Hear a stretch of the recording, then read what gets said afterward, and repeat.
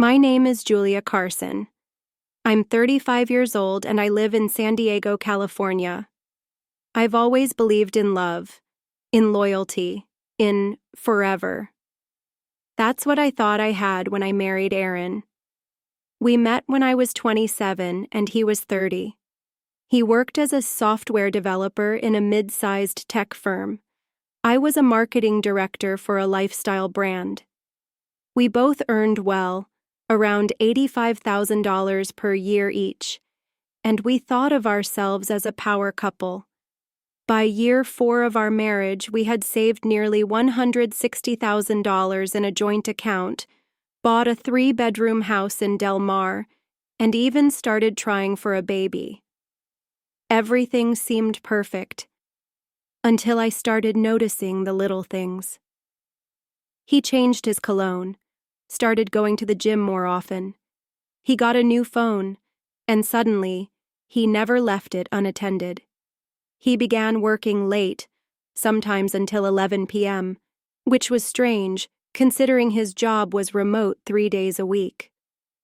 One night, I found an unfamiliar gold necklace under the passenger seat of his car. It wasn't mine. When I asked, he laughed and said it must have fallen out of a coworker's bag when he gave her a ride. The coworker's name? Tessa. My best friend of 12 years.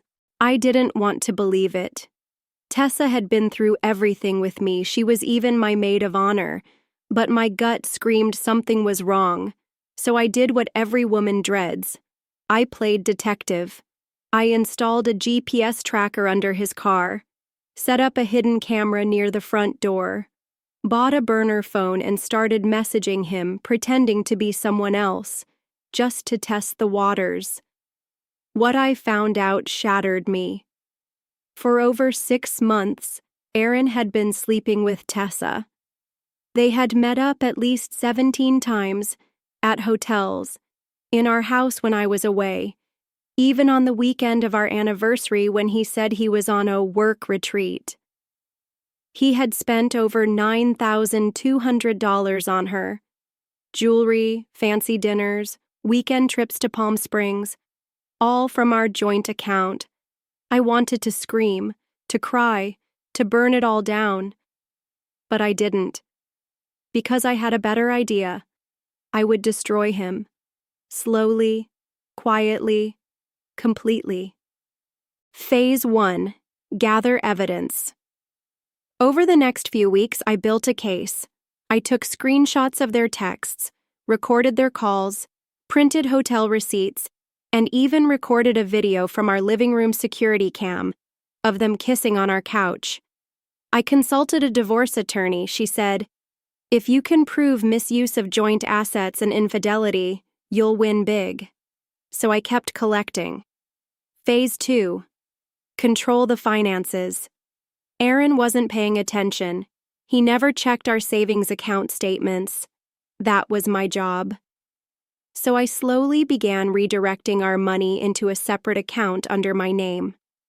I adjusted automatic deposits, sold some of my personal stocks, quietly, over time, and opened a new account with another bank. By the time I was done, I had moved $142,000 out of our shared funds, all legal, all traceable to my earnings. Phase 3. Set the stage. 6 months later, I planned our anniversary dinner. I booked a beautiful restaurant downtown, wore the red dress he once said made me unforgettable, and even bought him a new watch as a gift. He was glowing, thought he had me fooled. I smiled through it all. Toasted to our love. The next morning, while he was in the shower, I placed a sealed envelope on the bed. Inside, printed screenshots of his texts with Tessa, copies of hotel bills, a flash drive with surveillance video, divorce papers. When he came out and saw the envelope, his face turned ghost white.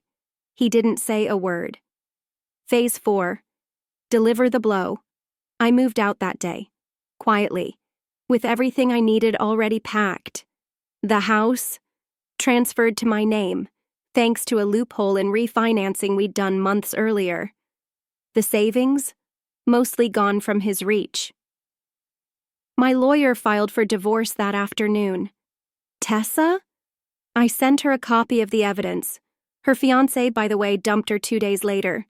Turns out she was engaged while cheating with my husband. Aaron tried to reach me. Texts, calls, emails. But I never responded. 6 weeks later, we met in court. He looked tired, broken, alone. The judge ruled in my favor. I got the house, half his remaining retirement fund, and full custody of our dog. The only soul in that house who had been loyal. Do you believe in karma? Because I do. And sometimes, karma wears red lipstick. Subscribe to the channel for more true, emotionally charged revenge stories. New episodes every week. And remember, betrayal has a price. Sometimes it's everything.